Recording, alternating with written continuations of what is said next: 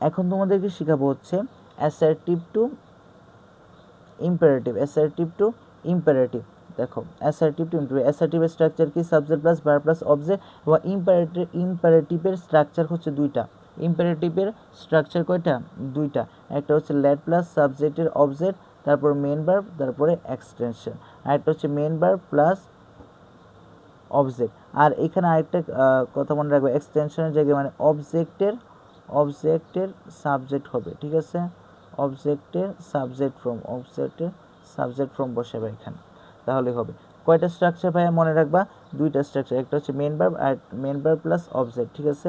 আর একটা হচ্ছে let plus সাবজেক্টের অবজেক্ট এবং মেন ভার্ব প্লাস এক্সটেনশন।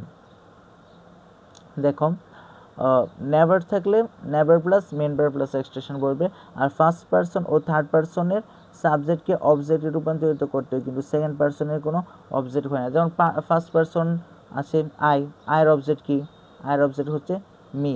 তারপর থার্ড পারসন হি আছে, হি এর অবজেক্ট কি? হিম, ঠিক আছে? এগুলা। কিন্তু ইউ, ধরো ইউ আছে, ইউ এর অবজেক্ট কি ভাই বলো তো?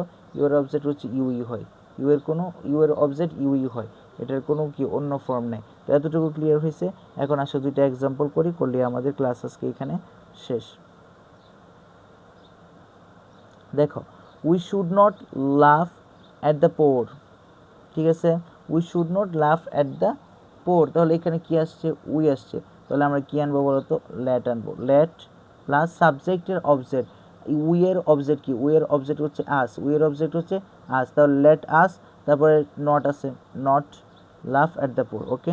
তারপরে we should never had the people, we should never had the people, যদি নেভার আসে তাহলে direct never plus verb plus object, never plus verb plus object. তো এইখানেই শেষ আজকের ক্লাস।